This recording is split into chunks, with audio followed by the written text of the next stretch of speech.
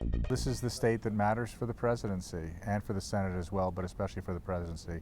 And I wanted to talk to voters and talk to people on the ground on how the campaigns are going and what's motivating people in this race. And what's changed? Because a few years back when the late Tim Russert wrote Florida, Florida, Florida, obviously we had a very important role in the outcome of that election. Have things changed? Is it more important this year, less important?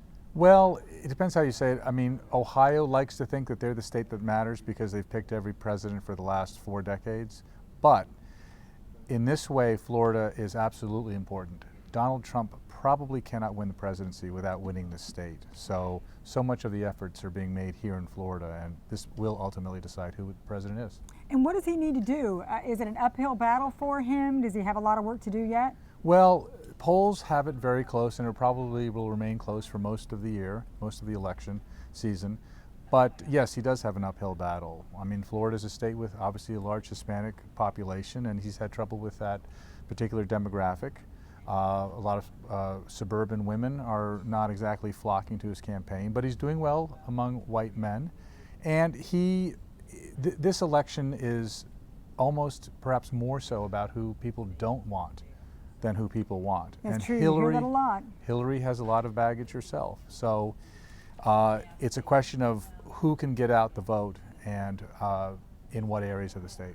Now, who do you consider at this point maybe movable? Because we hear a lot about the people that you're going to support, you're going to support. So there must be some leeway in there that you're hoping to get some people to your side. Well, that's absolutely right. I think there are very, very few undecideds, but one group I think that is still thinking about who they're going to vote for are millennials. A lot of them were Bernie supporters, but they're having some trouble pivoting to Hillary. Many will. But I've talked to people who are going to vote for Gary Johnson, for example, because they don't think that Hillary embodies the values that Bernie did.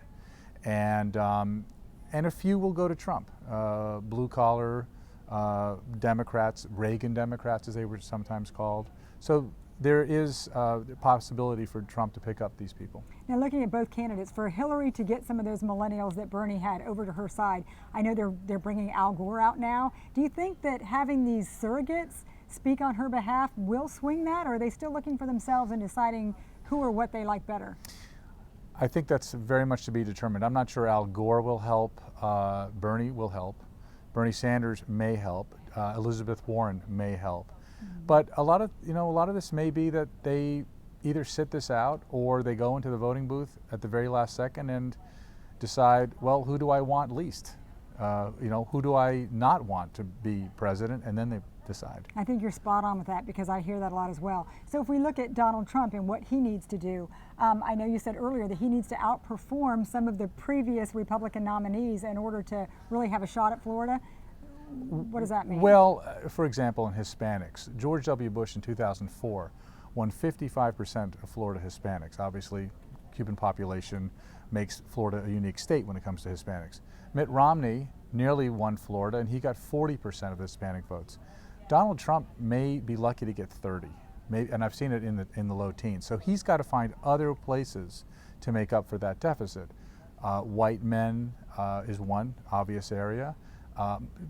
Grabbing millennials where they can is another area, and hitting parts of the state that have not perhaps performed well economically, that are still in a bit of a economic lag. Those are places where Donald Trump's message of remaking or rebuilding America could really have an effect.